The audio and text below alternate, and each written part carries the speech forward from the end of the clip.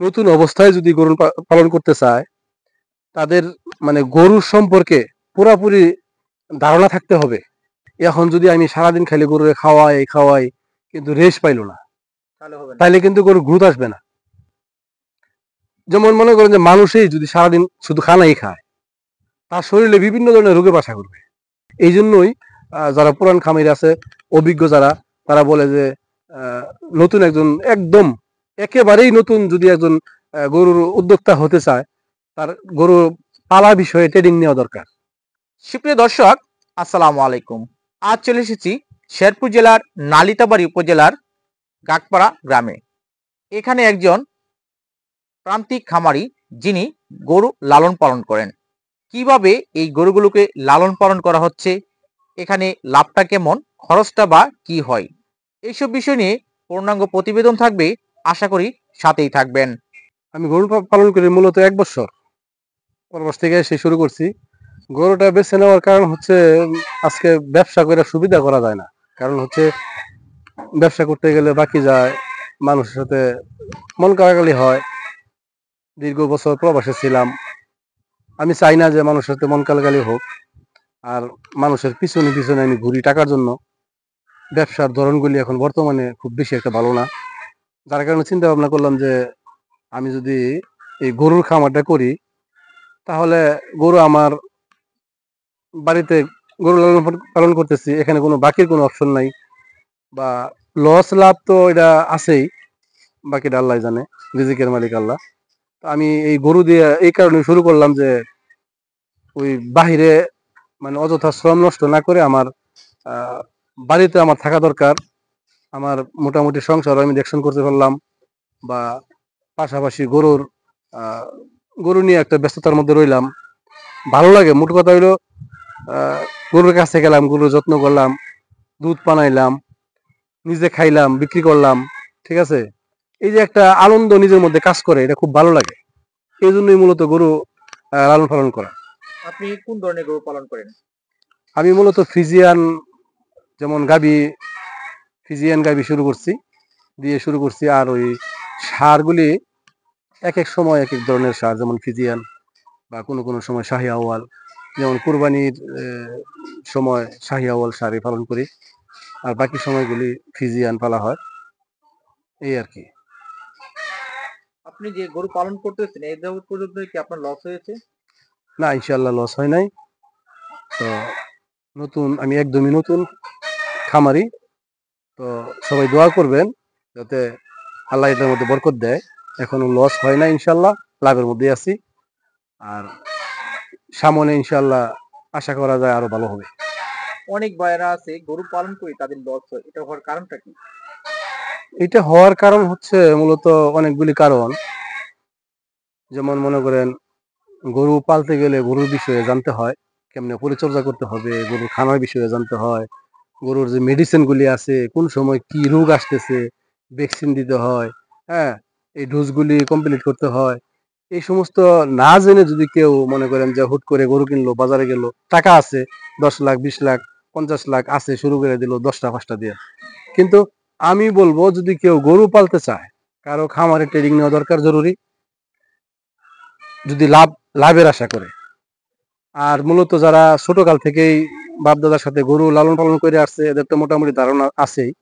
কিন্তু বর্তমান যে প্রেক্ষাপটে গরুর আগের মতো না। এখন গরুকে সময় মতো ভ্যাকসিন দিতে হয়, ইঞ্জেকশন দিতে হয়, খানা কিভাবে খাওয়াইতে হয়, গোসল কিভাবে দিতে হয়, আর পরিচর্যার বিষয়ে তো এটা আছেই। তো এই সমস্ত বিষয়গুলি, খুঁটিনাটিগুলি যদি একটা খামারি সব কিছু জেনে এরপরে গরু লালন পালন করে, তাহলে আমার মনে হয়, আশা করি সে লসের মধ্যে যাবে না।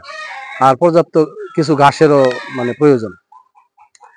আর মূলত দেখা গেছে যে একটা গরু, একটা গাভীর বা একটা ষাঁড়, যেটাই হোক, বাজার থেকে আনার পরে জানতে হবে যে এই গরুটা যার কাছ থেকে কিনলাম, সে কি কিমরি ডোজ করছে কিনা। যদি করে থাকে তত ভালো। আর মূলত একটা গরুকে প্রতি 3 মাস পর পর তাকে কিমরি ডোজ করাতে হয়। আর কিমরি ডোজ যদি আপনি করেন, কিমরি ডোজ করানোর লাভটা কি আপনার, যেমন আপনাকে গরুকে ফিড খাওয়াইতেছেন, ঘাস খাওয়াইতেছেন, খড় খাওয়াইতেছেন, যেটি খাওয়ান, এর যে ভিটামিন, এর যে মানে ক্যালসিয়াম, প্রোটিন যাই আছে, এগুলি শরীরের মধ্যে কাজ করার মতো একটা ক্ষমতা মানে তৈরি করে দেওয়াই কিমরি ডোজ দেওয়ার পরে। কিমরি ডোজ না দিলে আপনি যত কিছুই খাওয়ান, যত টাকা পয়সা খরচ করেন যে আমার গরুকে স্বাস্থ্য বানাবো, মাংসালো বানাবো, ঠিক আছে, কুরবানিতে ছাড়ার জন্য, কিন্তু হবে না। দেখা গেছে যে আপনি একটা সার কিনলেন, সারের পিছনে আপনি 3 মাসে কমপক্ষে 15,000 টাকা 20,000 টাকা খরচা করছেন, হ্যাঁ, তখন মাংস বৃদ্ধি হইল না, তখন তো আপনি নিশ্চিত লস। কিন্তু আপনি বুঝতে হবে যে এই গরুর ভিতরে কিমরি নির্মূল করতে হবে, কিমরি মুক্ত করতে হবে গরুকে। হ্যাঁ, কিমরি মুক্ত করার পরে আপনি যাই খাওয়ান, যে খানাটাই এই গরুকে দেন, ওটা কাজ করবে তার বডিতে। এইগুলি না জানা, না জানার কারণে যদি কেউ গরু মানে কিনে, ওই ধরনের খামারিরাই কিন্তু একটা লসের মধ্যে পড়ে। যে তারা যদি নতুন একটা মানুষ কিচ্ছু বুঝে না, নতুন অবস্থায় যদি গরু পালন করতে চায়, তাদের মানে গরুর সম্পর্কে পুরাপুরি ধারণা থাকতে হবে যে কোন সময় গরুটার কোন জিনিসের প্রয়োজন পড়তেছে, কোন ভ্যাকসিনের প্রয়োজন পড়তেছে। যেমন বিভিন্ন ধরনের রোগ আছে, লাম্পি আছে, খোরা রোগ আছে, বিভিন্ন ধরনের এইগুলি কিন্তু ভ্যাকসিন আছে, এগুলি বুঝতে হবে যে কোন সময় প্রয়োগ করতে হয়, এই রোগগুলি যদি যাতে না আসে। আর মূলত এই যে খানার যে সিস্টেমটা, আপনার ওই গরুকে সবসময় যে মানে সারাদিন খাওয়াইতেই হবে এমন না, গরুকে রেস্ট দিতে হবে।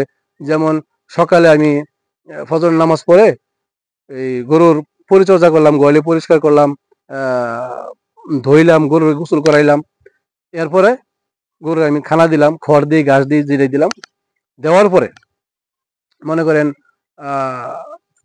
এরপরে দানাদার আমি দিলাম, দানাদার খাওয়ার পরে গরু রেস্ট নিল, গরুকে রেস্ট নিল। আবার দুপুরের দিকে হালকা পাতলা খড় দিলেন, বিকালে আবার খড়, দানাদার। মূলত 2 বেলা আপনার দানাদার দিতে হবে, দিনে 2 বার দানাদার দিতে হবে।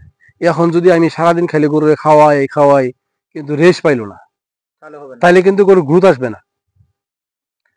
যেমন মনে করেন যে মানুষই যদি সারাদিন শুধু খানাই খায়, তার শরীরে বিভিন্ন ধরনের রোগে বাসা করবে, তার শরীরে কোনো আরাম পাবে না, তার রেস্ট নিতে হবে।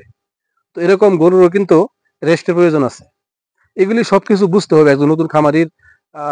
যতগুলি গরু পালার বিষয়ে যতগুলি নিয়ম নীতি আছে বা জানার আছে, এগুলি জানতে হবে।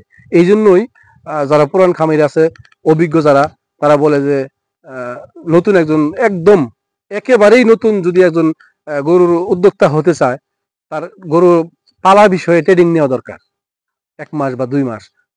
আমি পরামর্শ দেব, তার জন্য খুব ভালো হবে। লস খাওয়ার কোনো আশঙ্কা নাই, লস যাওয়ার কোনো আশঙ্কা নাই, ঠিক আছে। অনেকে তো আছে বকনা গরু লালন পালন করে, আপনি গাভী গরু পালন করতেছেন কেন? মূলত গাভী পালা, ষাঁড় পালা, বকনা পালা, 3 ধরনের ব্যবসা আছে গরুর মধ্যে। এখন আমি যদি ইচ্ছা করি যে আমি গাভী পালবো দুধ দহন করার জন্য, যদি কেউ দুধ বিক্রি করতে চায়, তাহলে ওই খামারের জন্য 1টা বা 2টা গাভী দিয়ে শুরু করা ভালো। কারণ ভালো কোয়ালিটি দেখে গরুর, যাতে দুধ ভালো হয়, বডি মোটামুটি ভালো থাকে। আর দুধালো গাভীর কিন্তু কিছু বৈশিষ্ট্য আছে, এগুলিও বুঝতে হবে। আর বকনার বিষয়ে যদি বলি, বকনা যদি কেউ পালন করতে চায়, হ্যাঁ, কিছু কিছু খামারি ভাইয়েরা আছেন যে বকনা পালন করে, হ্যাঁ, শুকনা দেখে বকনা কিনলো, কেনার পরে এটি মাংসালো বানায় বিক্রি করে দিল। আর এটা প্রজননের ক্ষেত্রে কোনো চিন্তা ভাবনা নাই, এটা সারের মতো আর কি, হাড্ডি সার যেটা বলা হয়। আবার কিছু কিছু উদ্যোক্তা আছে যে আমি গাভীও পালবো না, বকনাও পালবো না, আমি সার দিয়ে শুরু করব। হ্যাঁ, তখন বাজার থেকে হাড্ডি সারগুলি কিনে কেনার পরে মনে করেন যে ওই কিমরি ডোজ দেয়, লেবার টনিক, জিঙ্ক, এগুলি খাওয়াইয়া পর্যাপ্ত দানাদার যতটুকু দরকার পরিচর্যা করে মাংস বানাইয়া বিক্রি করে দেয়, মানে যার কাছে যেটা ভালো লাগে আর কি। তবে আমি মনে করি যদি ভালো কোয়ালিটি, ভালো মানের গাভী কেউ পালতে পারে, তাহলে ভালো, লস যাবে না। কিন্তু দেখা গেছে যে আমি একটা গাভীর ওয়াট এসে 400 কেজি, আমি তারে যে খানা খাওয়াইতেছি, এই দুধ বিক্রি করে মনে করেন যে গাভীর টাকাই আসে না, ওটা তো নিশ্চিত লস।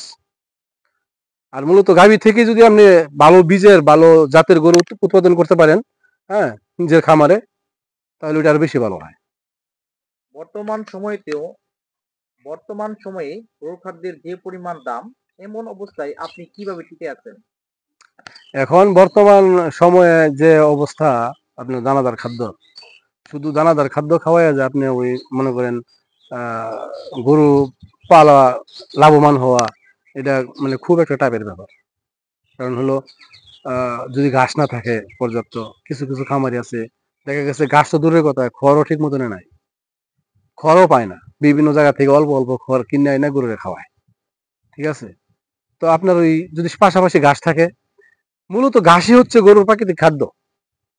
আমরা খড় বলি আর দানাদার যাই বলি, কিন্তু ঘাসের কোনো বিকল্প নাই, আপনার ঘাস লাগবে।